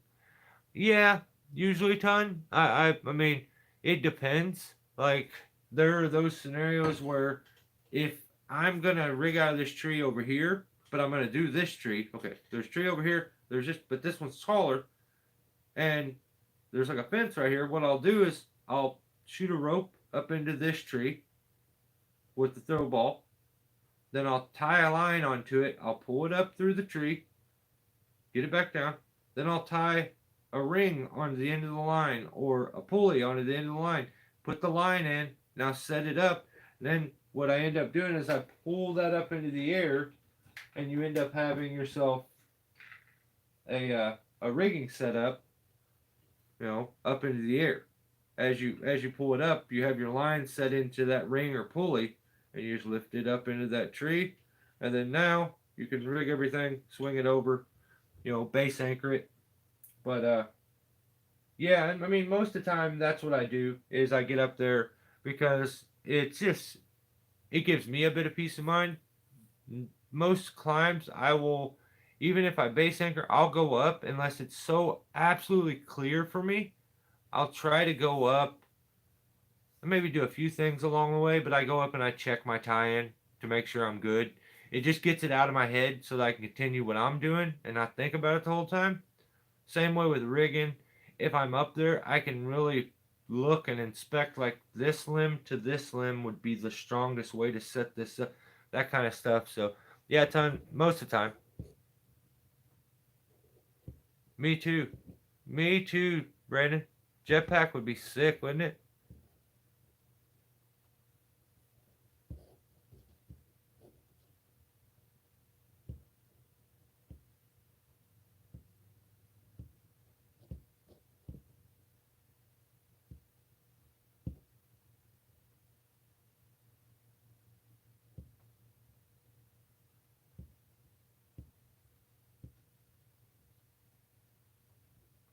Jay's right. An awesome ground climber or groundman makes a climber look so good.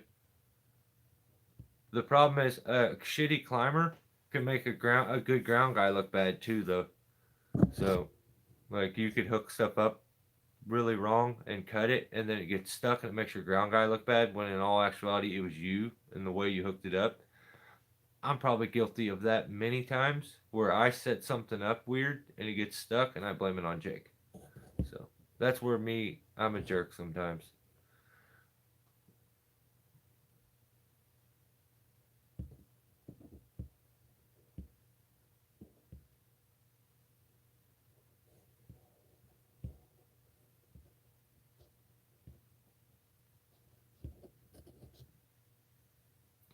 Someone said 5K per acre until they think that's not enough.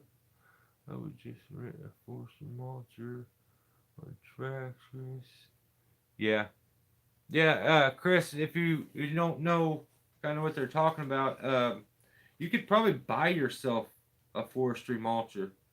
Um, I think Meta Spencer just put a video out on one. I think he's got one now, and it's a really small version, but depends on like what you're clearing. If it's a bunch of briars and stuff like that, man, that little thing looks like it's a ripper. So,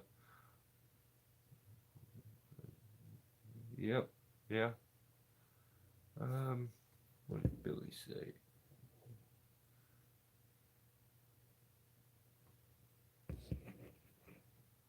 $100. Use it. Ah, ton. I thank you, brother. Appreciate the super chat. You the man. 100. 140.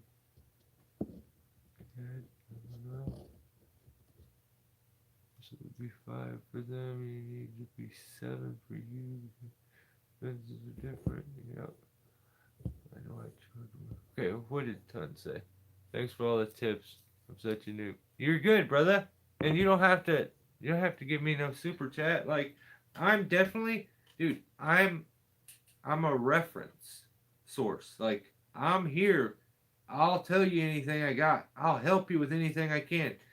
Anytime I'm doing these live feeds, this is the perfect opportunity to ask me any kind of question you have and get a much more detailed explanation. I can go back. Like, it's hard in the comments to read a comment and be like, is this what he means or this? Well, I'll just, maybe it's this. So I don't know if I'm answering it correct. Plus, I'm having to put it text. I'm a guy that talks with his hands a lot. So, like, me being able to, So, yeah. Yeah, that's what I'm here for. So, anytime you need anything, brother, you just ask. I'm here. It don't hurt to ask. I've always said that to any new person that's ever helped me. The only dumb question is the question that you don't ask. Don't take for granted you know what I'm thinking. Just don't. Like, if I holler something down and I'm like, hey, put 2 wraps on it, and you do well, you didn't hear me. So you put 1 wrap, you get your hands roasted, you almost smash something, then I'm mad. Or, I'm going to cut this, but I wonder if it could hit this. I'll ask all the questions, man. That's I would rather a person be absolutely annoying to the point that I almost feel like they're mentally not capable of doing the job because they're asking too many questions. But yeah, dude, that's a way to be. Ask those questions, especially if you're working with somebody, because that's the way you get to know their way that they like things done, and you're going to get the most out of them. So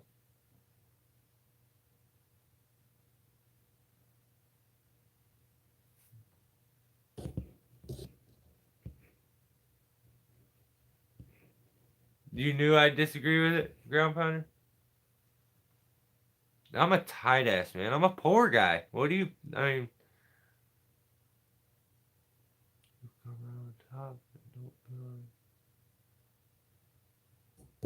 yeah, Chris, just, hey, dude, give yourself a buffer too.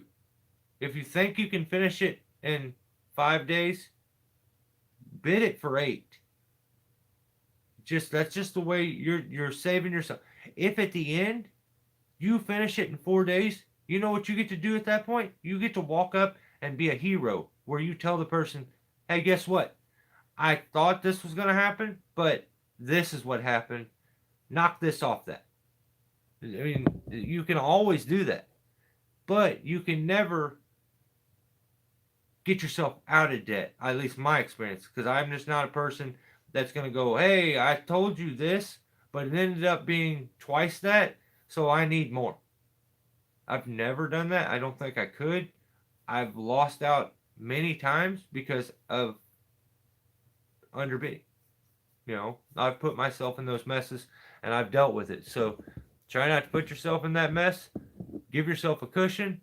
If later on, when you're done, you didn't need that cushion, you can give it back. So, was the spurs? They hurt my shins when I place weight on it. Okay, I have ace bandages. What I do, Ton, is I have long socks that I wear. I wear really long socks. If you have pads that are like a single strap pad, they're going to be less comfortable than a pad that has 2 straps, because it'll be a bigger pad. But they make single strap pads and double strap pads. I prefer a double strap because it holds more onto the leg. It like spreads that out instead of like you're talking with a single strap pad. It puts a lot of pressure on one point. If that point's your shins will almost be bloody when you get home. So what I would say would be bring some little towels. Little, I think Buck and Billy Ray calls them tea towels. Um, I would say hand towels, but bring a couple little hand towels. And as you go up, or before you go up, I wear the big socks because I roll my socks down. I wrap my shins in an ace bandage, a really thick ace bandage.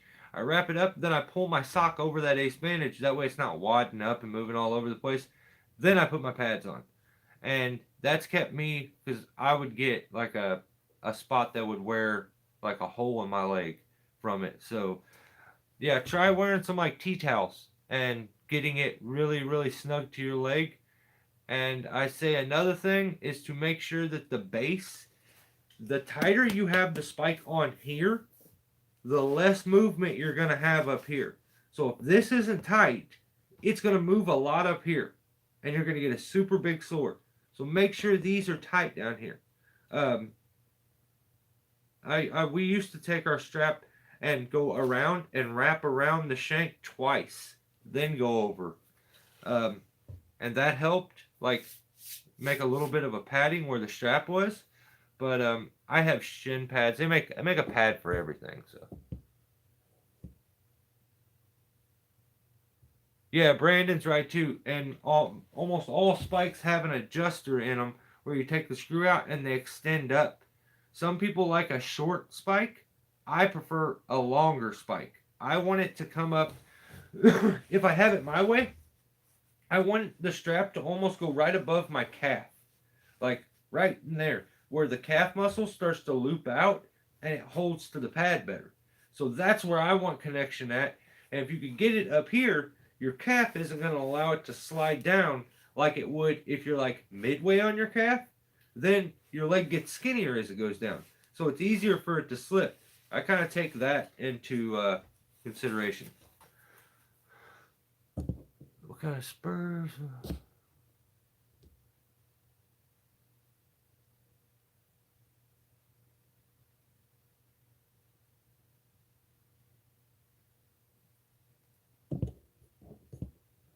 I agree, Brandon.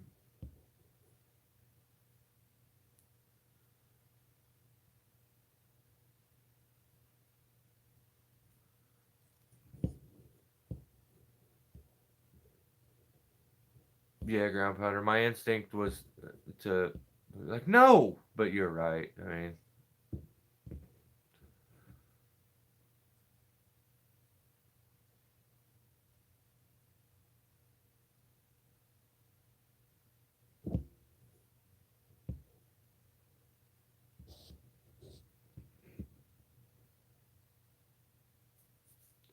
I couldn't get geckos to not dig into my shins.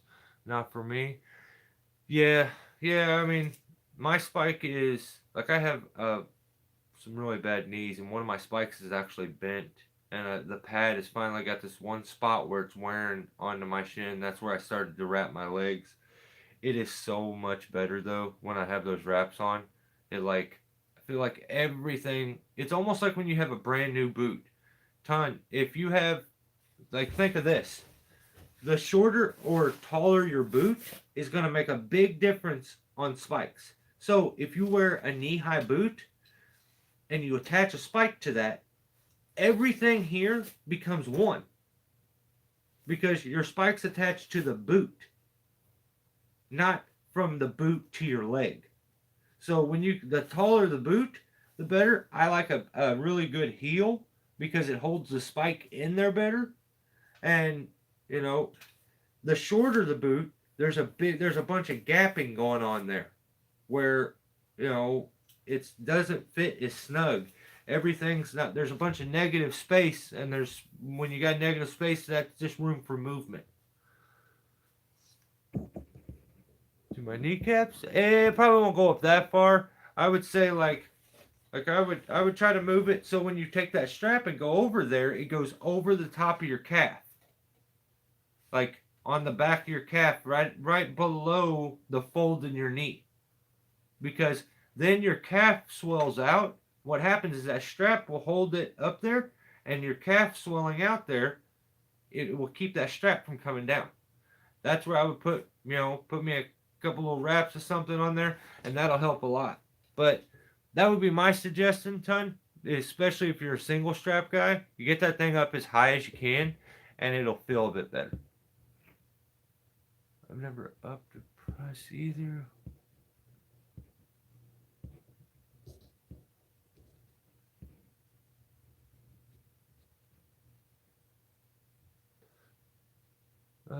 Just adjust your pad. There's different 8 adjustments. I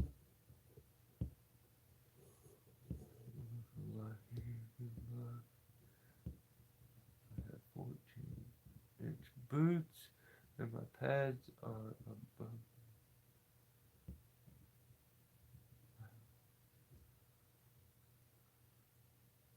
Do it. Do it, Ton. Try that out and tell me if that helps. I guarantee you it will help.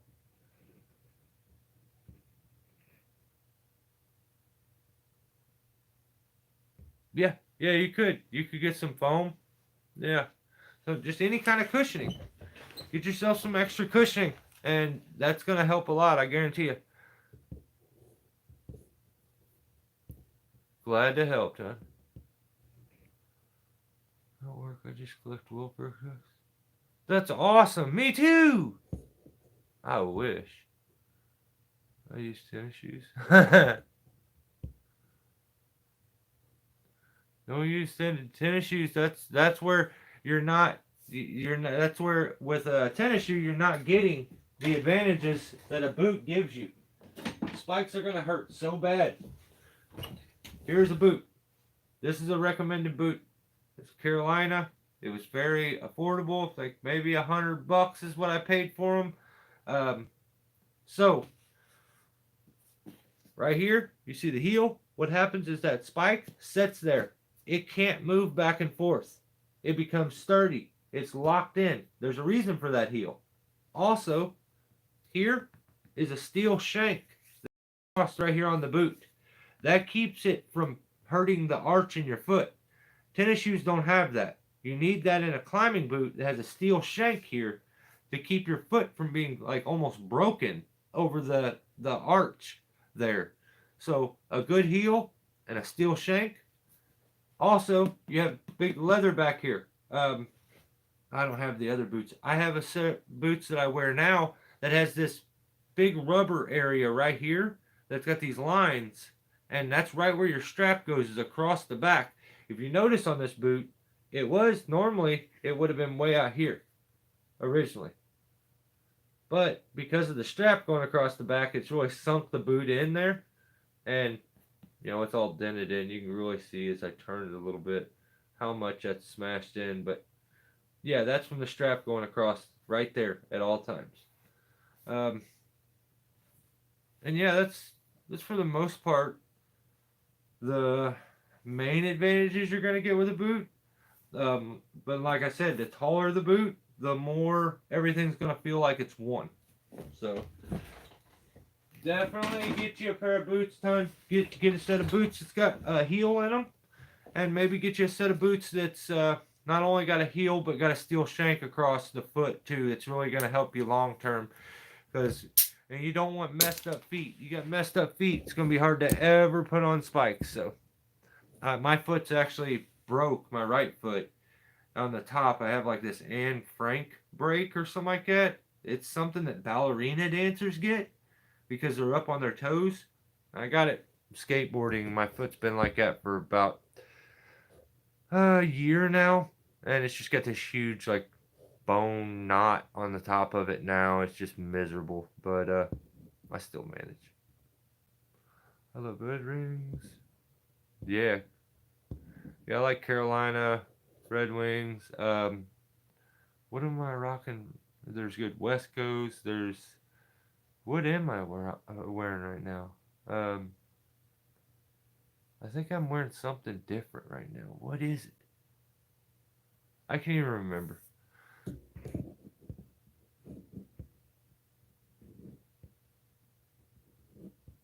Yeah, ton. The boots are gonna change the game for you, brother. I promise. It's gonna make all that much easier and much better. Yeah.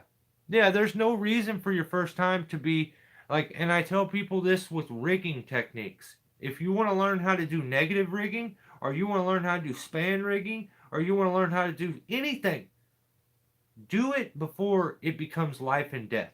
Don't learn how to do a technique when you're over the top of someone's glass house. That's silly. Familiarize yourself with it and become like proficient at it before it becomes a life or death thing. You know what I mean? I mean, I'm being a bit dramatic with the life or death thing, but you know what I mean. Practice is yeah, a must, man. And I know it's a really hard job, a really hard thing to do, but if you have the drive to put in that practice, it will benefit you long term. I promise.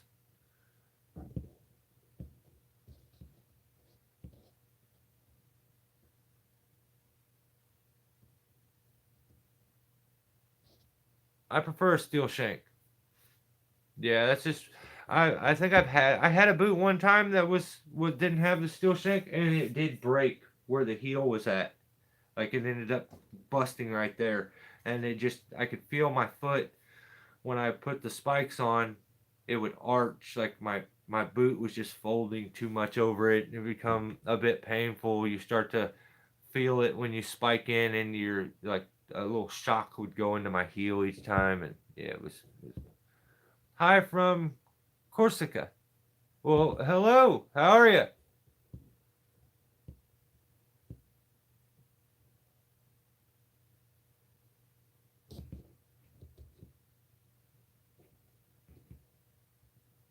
Hoffman pole climber. Yeah, I use pole climbing spikes, but I think most tree guys stick with tree climbing spikes. The pole climbing spike is just much smaller, and I think that's probably the only difference.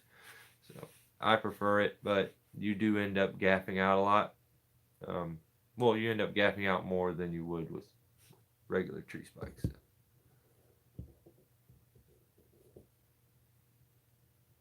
Have an awesome night, everyone. You too, brother. Hey, thank you for swinging in, and I hope the coop's doing good. I want to see some more of it, brother. Have a good one, Jay.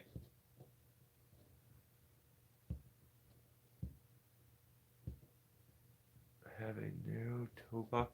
Yeah, I have a like that's the same issue with me. I need kind of a wide toe box on the shoe. I'm not a narrow shoe kind of person. That's or boot. It just doesn't work for me. It's not like I have a wide foot. It's just maybe I just have a weird shaped foot. I don't know. If I dog leash that horizontal branch, how do I process it?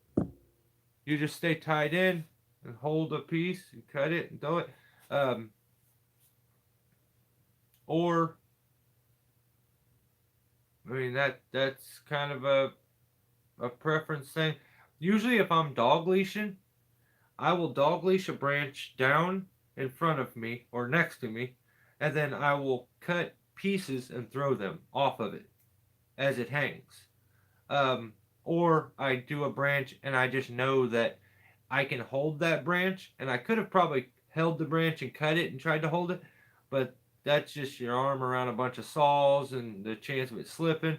So I'll dog leash, hang it, then get a good grip on it, unclip it, take it off, throw it. So cutting chucks usually ton is usually what I do. But I mean, if you can get it hooked up and it's hanging, then you could take a rigging rope and hook up the next piece and take them both. Like I don't know, I don't know the scenario, but yeah, a lot of times that's what I'll do. Anything Vibram longer school? Really? I'm gonna have to look into that one, Anthony.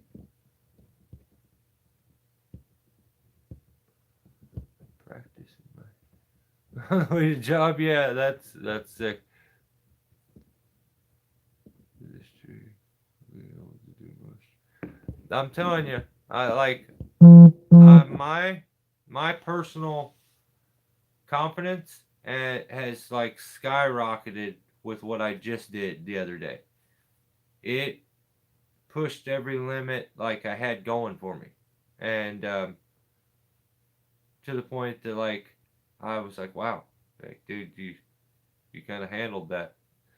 You're still as good as you thought, but as you get older, you just figure that eventually I'm gonna get worse. Like I'm not gonna get any better, but I've been lucky, and I'm just riding the wave right now. So hopefully, hopefully it doesn't end for a long time.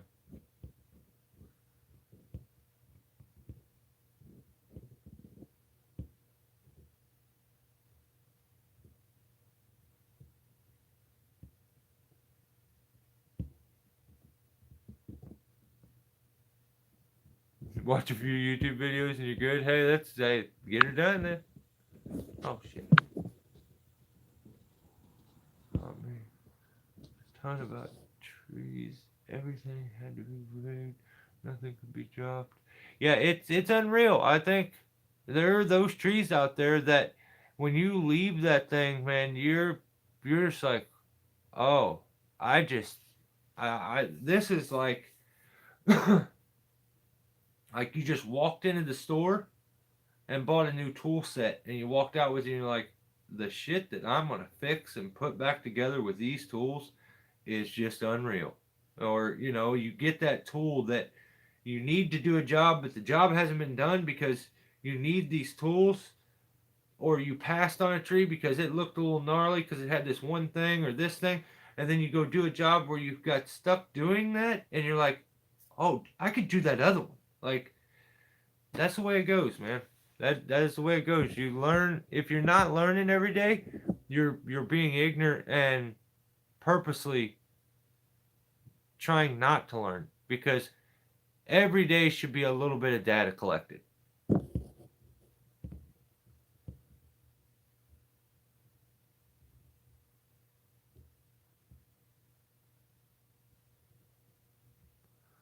the tree again this week with my mentor. I think it's not as bad.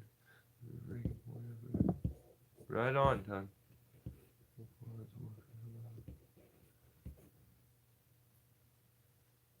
100%, Billy. When you quit learning, you're just, I mean, you've tuned out. I feel like, I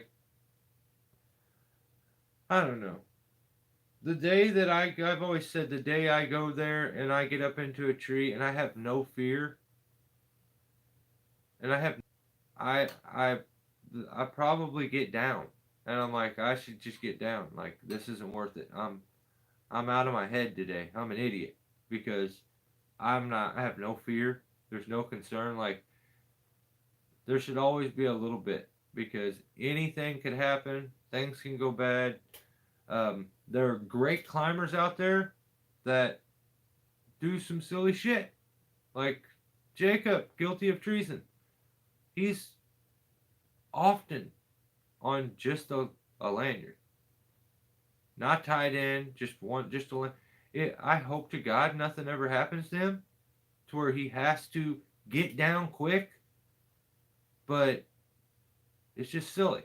It's just silly. It's everything we do is dangerous enough to cut the corners or do some. Sometimes you got to do what you got to do, and you had to take a risk that to get through it. But when you're just doing it to do it, I think it's silly. Like when I hear him say, "I feel safer with just my buck strap on," that makes me feel like you're dumb because it's not safer. I don't care. You could say that same thing in every language on earth. It doesn't make it real. One tie-in is not safer than two. I don't care how many YouTube subscribers you got. It doesn't make it true.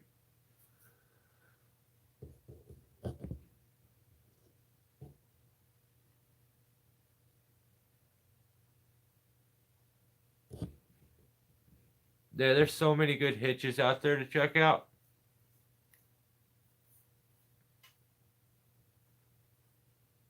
Oh, Dano had a sick one. It may have been a stitch hitch, I think, but where you used the ring in it, but that was cool. All right, I'm gonna end this out, guys. Ground pounder. Hope you've enjoyed your hunting, brother. I've been able to keep up with what ground pounder's been doing. Jay, I want to see what's going on with the coop, and I think he was doing some stuff with a 204 Ruger. August. Haneke went and helped out a good old boy. Apparently, the guy's name's Bob. He's just one of them older dudes that knows how to do everything and knows everything. So he's helped August multiple times. So apparently August rolled in to return a favor and help the guy out with some trees. I think that's awesome. I think it's awesome when I see August hanging out with his daughter. That makes me jealous because mine's off at college. But I dig the family man in him. I think that's awesome.